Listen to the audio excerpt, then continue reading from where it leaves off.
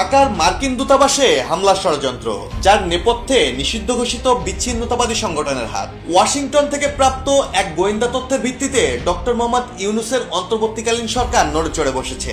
গোয়েন্দারা সন্দেহ করছেন জামাতুল আনসার ফিল হিন্দাল শারকিয়া এবং AQIS এর মতো জঙ্গি সংগঠনগুলো এই পরিকল্পনার সঙ্গে জড়িত। হামলাকারীরা ঢাকার বারিধারে অবস্থিত মার্কিন দূতাবাসের নির্দিষ্ট ধর্মীয় ও বাংলাদেশি কর্মীদের লক্ষ্য করে প্রাণঘাতী আক্রমণের ছক কষেছিল। এমনকি হামলার জন্য দূতাবাসের কাছে থাকা একটি ক্রিকেট মাঠকে রেকি করার পরিকল্পনাও করা হয়। এই গোয়েন্দা তথ্য পাওয়ার পর মার্কিন দূতাবাসের কর্মকর্তারা বাংলাদেশ সরকারের সঙ্গে জরুরি বৈঠক করেন।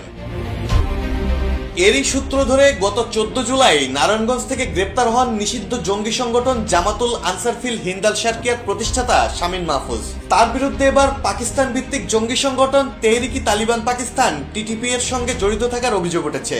এদিকে শামীম মাহফুজকে গ্রেপ্তারের মাত্র 4 দিন আগে গত 10 জুলাই যুক্তরাষ্ট্রের চার্লস দ্য অ্যাফেয়ার্স মেগান বোল্ডিন বাংলাদেশের স্বরাষ্ট্র উপদেষ্টা জাহাঙ্গীর আলম চৌধুরীর সঙ্গে বৈঠক করেন।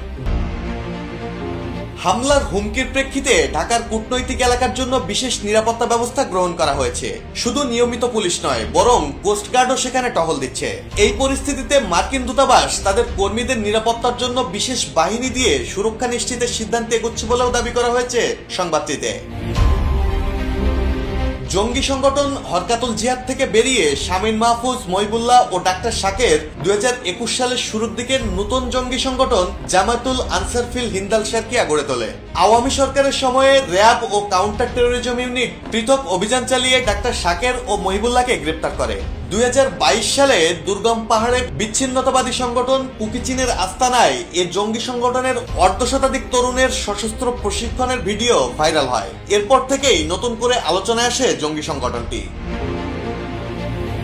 বৈঠকে বাংলাদেশের নিরাপত্তা খাতে যুক্তরাষ্ট্রের আরও সহযোগিতার বিষয়ে আলোচনা হয়।